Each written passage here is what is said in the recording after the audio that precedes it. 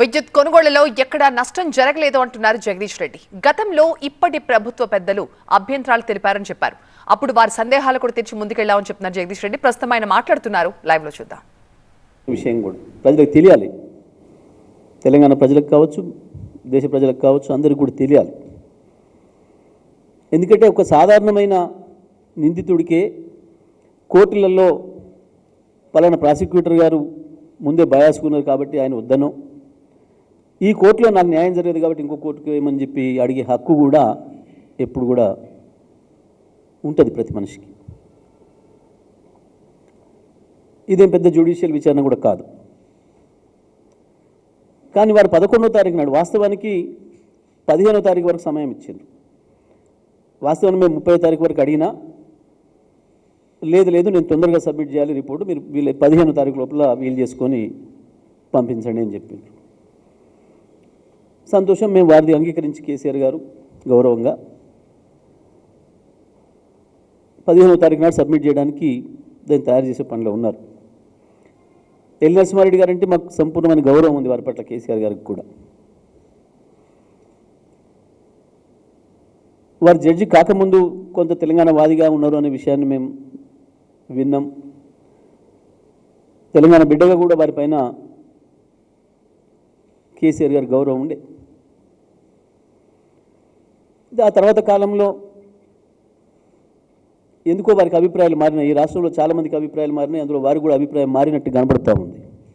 వారి 11వ తారీఖు సమావేశం తర్వాత, మీడియా సమావేశం తర్వాత మాకు అది కనిపించింది స్పష్టంగా. న్యాయంగా ఒక తెలంగాణ బిడ్డగా ఈ దేశంలో ఎవరు సాధించినటువంటి ఒక అద్భుతమైన విజయాన్ని సాధించిన నాయకుడిగా, చీకట్లలో ఉన్న తెలంగాణను ఏడాదిలోపే అద్భుతమైన వెలుగులతో నింపిన ఒక అద్భుతమైన పరిపాలకుడిగా, ఒక విజనరీగా కేసీఆర్ గారి పట్ల వారికి ఒక మంచి అభిప్రాయం ఉంటుందని కూడా మేము భావించినాం. ఎందుకంటే ఒక హైకోర్టు సీజేగా చేశారు కాబట్టి తప్పకుండా వారు ఆ పద్ధతిలో ఆలోచిస్తారని చెప్పి మేము భావించినాం. కానీ దురదృష్టవశాత్తు వారికి మధ్యలో ఏవో కారణాల వల్ల వారి అభిప్రాయాలు కాంగ్రెస్ పార్టీ నాయకుల అభిప్రాయాలకి, బీజేపీ నాయకుల అభిప్రాయాలకు అనుకూలంగా మాన్యమైన విషయాన్ని 11వ తారీఖు నాడు విలేకరుల సమావేశంలో వారే బయటకు చెప్పుకున్నారు. వాస్తవానికి ఇప్పటివరకు దేశంలో ఏ కమిషన్ కూడా ఈ రకంగా విచారణ పూర్తి కాకముందే మధ్యలోనే పత్రికా విలేకరుల సమావేశం ఏర్పాటు చేసి తన అభిప్రాయాలను వ్యక్తీకరించి ముందే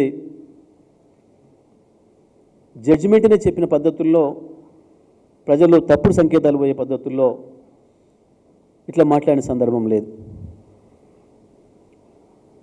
మరి వారికి ఎవరిని కూడా తెలిసి ఉండాలి.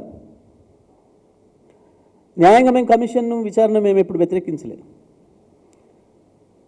మేము వ్యతిరేకించిన వాళ్ళం అయితే మొదటి రోజు చెప్పేవాళ్ళం. లేదా గతంలో ఇటువంటి కమిషన్ల మీద చాలామంది కోర్టులకు కూడా వెళ్ళి ఆపినారు. చాలా సందర్భాలు ఉన్నాయి. ఇదే రాష్ట్రంలో, గత సమైక్య ఆంధ్రప్రదేశ్ రాష్ట్రంలో కూడా జరిగినాయి. కమిషన్లు రద్దు అయినాయి. అనుమానాలు వ్యక్తం చేసినప్పుడు అవతల వాళ్ళు రాజీనామాలు చేసిన సందర్భాలు ఉన్నాయి, లేదా కోర్టులు ఇన్వాల్వ్ అయిన సందర్భాలు ఉన్నాయి. కానీ మేమేం చేయలేదు అటువంటివి. మాకు వారిపైన విశ్వాసం ఉండే. వారు న్యాయబద్ధంగా ఉంటారు, అన్బయాస్డ్గా ఉంటారు, పక్షపాత ధోరణి ఉండదు, నిష్పక్షపాతంగా ఉంటారు అని భావించినాం. మా వైపు ఉండమని మేము అడగలే, నిజం వైపు ఉంటారు అని అనుకున్నాం. మేము వాస్తవం వైపు ఉంటుందని అనుకున్నాం. కానీ దురదృష్టవశాత్తు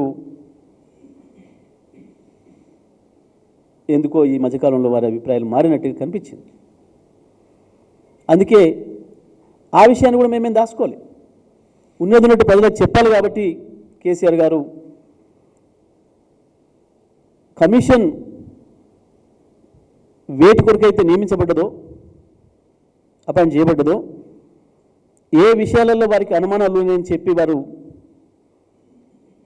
వారికి ఏం బాధ్యత ఇచ్చిండ్రో అవేంటివో మాకు పంపించారు. కాబట్టి ఆ విషయాలన్నింటినీ కూడా వారి సందేహాల్ని నివృత్తి చేస్తూ వారికి సమాధానాలు ఇస్తూనే వారు చేసిన పని సరైంది కాదు, మీకు ఆల్రెడీ కేసీఆర్ గారి పైన ఒక అభిప్రాయం ఉంది కాబట్టి దయచేసి మీరే ఒప్పుకోవాల్సింది కాకుండా ఇది అనే విషయాన్ని కూడా వారికి చెప్తూ అందులో న్యాయపరమైన విషయాలు కూడా ఉటంకిస్తూ వాస్తవానికి ఈఆర్సీలు అనేవి స్వతంత్ర కమిషన్లు, చట్టబద్ధమైన రాజ్యాంగబద్ధమైన క్వాజీ జ్యుడిషియల్ అధికారాలు ఉన్నాయి. ఒక కోర్టు ఇచ్చిన తీర్పు పైన ప్రభుత్వాలకి విచారణ చేసే హక్కు ఉండదు ఎప్పుడు కూడా. ఈవెన్ ఒక మేజిస్ట్రేట్ కోర్టు ఇచ్చినా సరే, ఒక మేజిస్ట్రేట్ కోర్టు ఇచ్చిన తీర్పునైనా ఆ పార్టీస్కి అభ్యంతరం ఉంటే పైకోర్టుకు వెళ్ళాలి. ఇది ఎక్కడైనా ఉన్నది, దేశవ్యాప్తంగా ప్రపంచవ్యాప్తంగా. కోర్టు